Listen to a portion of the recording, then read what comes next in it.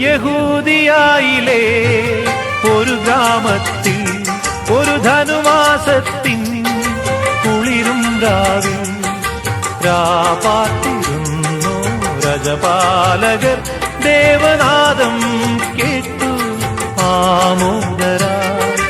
വർണ്ണരാജികൾ വിടരും വാനിൽ വെള്ളിമേഘങ്ങൾ